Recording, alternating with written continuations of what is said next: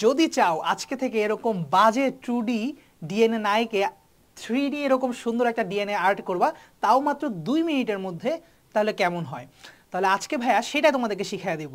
তো তুমি যদি এসএসসিতে পড়ো তাও তোমার কাছে দিবে, তুমি যদি এইচএসসিতে পড়ো তাও তোমার কাছে দিবে, কারণ ডিএনএ আমাদেরকে আঁকতেই হয়। সো চলো শিখাই দিই তোমাদেরকে এই টেকনিকটা। সো এই টেকনিকটা আমি স্কুলে থাকা অবস্থা আমার একটা প্রিয় শিক্ষকের কাছ থেকে শিখেছিলাম। সো টেকনিকটা তোমাদের কাছে শিখিয়ে দিই। হ্যাঁ, সো তোমরা দুইটা পেন্সিল নিবা, যদি তোমার 3D ডিএনএ আঁকার খুব ইচ্ছা হয় তাহলে দুইটা পেন্সিল নিবা এবং মোটামুটি ভালো একটা দূরত্বের ডিস্টেন্সে নিবা, দুইটা রাখবা, রেখে ভাইয়ের মতো সুন্দর করে একটা স্পাইরাল শেপ আঁকবা।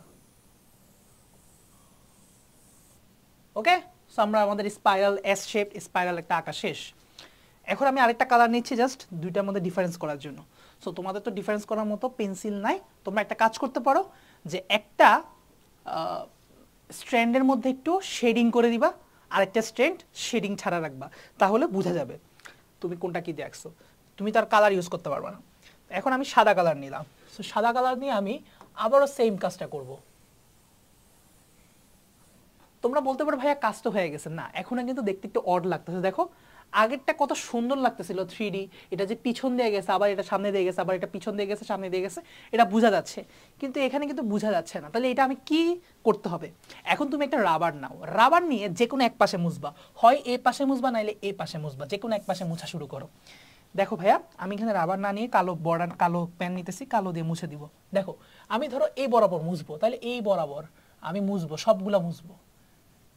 দেখো ভাইয়াকে ফলো করো, এই বরাবর মুছলাম, আমি এই বরাবর মুছতেছি, তার মানে হচ্ছে হলুদটা মুছবে এবার, এবার মুছবো হলুদটা, এরপরে সাদা, সাদা মুছবো, এই এক বরাবর মুছতেছি কিন্তু দেখো, হ্যাঁ এই বরাবর, আমি এই বরাবর যা পড়বে তাই মুছবো, হলুদ পড়ছে এবার হলুদ মুছবো, আবার এরপরে সাদা পড়বে শিওর, এই বরাবর সাদা পড়ছে দেখছো, সাদা মুছবো।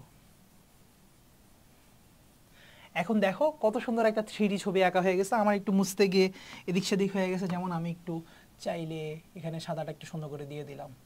হ্যাঁ, তো এই হলো ঘটনা আর কি, যদিও আমার একটু বেশি মার্কিং হয়ে গেছে। হ্যাঁ ঠিক আছে, তাহলে দেখো এখন তোমাদের তো যেহেতু কিছু করার থাকবে না, দুইটাই পেন্সিল দিয়ে আঁকবা, তাহলে একটাকে শেডিং দিবা। সো শেডিং যেমন আমি এখানে কালার দিতে পারি, আমি যেমন হলুদটা তোমাদের এখানে কালার করে দিই, হলুদটা হচ্ছে একটু কালার করে দেই, হলুদটা হলুদ স্ট্র্যান্ডটা কালার করে দেই, তাহলে আমার কাছে কালার ফিলার আছে, আমি হচ্ছে কালার করে দেই, হলুদটা একটু কালার করে দেই, হলুদটা কালার করে দেই তোমাদের জন্য। সো তোমরা এখানে হচ্ছে শেড দিবা, পেন্সিলের শেড ইউজ করবা, একটাকে শেড দিয়ে রাখবা আর একটাকে খালি রাখবা, তাহলে বোঝা যাবে। আচ্ছা এই বরাবর আমি মুছি না, এটা না, এটা মুছা হয় নাই, নিচেটা মুছা হয় নাই, আমি এমনি মুছতেছিলাম, তার মানে এটা হলুদ মুছবে এই জায়গায়। মুছবা হচ্ছে মুছামুছি করবো হচ্ছে এক ডিরেকশনে। এই যে আমাদের একটা হলুদ স্ট্র্যান্ড আঁকা হয়ে গেছে। এখন আমি যেহেতু সাদা কালারের চাইলে আমি ড্র করতেই পারি, তো আমি একটু করে দিলাম আমার মনের ইচ্ছা সুবিধার্থে, আমি একটু করে দিলাম।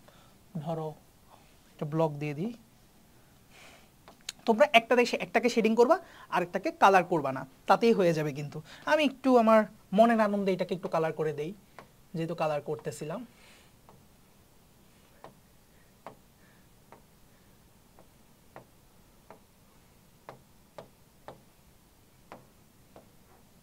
এই যে দেখো কত সুন্দর একটা 3D ছবি আঁকা হয়ে গেল, কিন্তু দেখো বলতে না বলতে আঁকা হয়ে গেছে।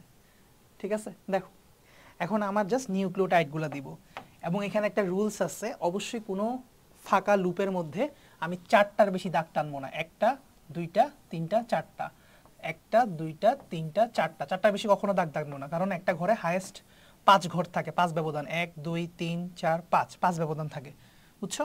তাহলে আঁকতে হবে 4টা লাইন। ঠিক আছে, তাহলে এই হলো আমাদের একটা 3D ডিএনএ। 3D ডিএনএ, তো আজকে থেকে কখনো আমরা 2D ডিএনএ আঁকবো না। তাহলে কেমন লাগলো ভিডিওটা জানাতে ভুলবো না। এবং ভাইয়া কিন্তু বেসিক্যালি আমার যে বায়োলজি প্রাইভেট ব্যাচ, আমি সেখানে দেখা যায় কি মূল থিওরি পড়ানোর পাশাপাশি কিভাবে সহজে চিত্র আর্ট করা যায়, কিভাবে ইমপ্রেসিভ এরকম আর্টগুলো করা যায়, সহজে খুব কম সময়ে সেটা কিন্তু শিখিয়ে দিই। সো আমি যে শেষে এতগুলো কালার করলাম এগুলো কিন্তু তোমাদের করা লাগবে না, জাস্ট তুমি একটা স্ট্র্যান্ড শেড করবা আর একটা স্ট্র্যান্ডকে ফাঁকা রাখবা, তাহলে বোঝা যাবে যে কোন স্ট্র্যান্ডের ভিতরে কোনটা ঢুকছে, কোনটা আগে কোনটা পিছে, এতটুকুই। সো দেখা হচ্ছে পরবর্তী ভিডিওতে। আল্লাহ হাফেজ।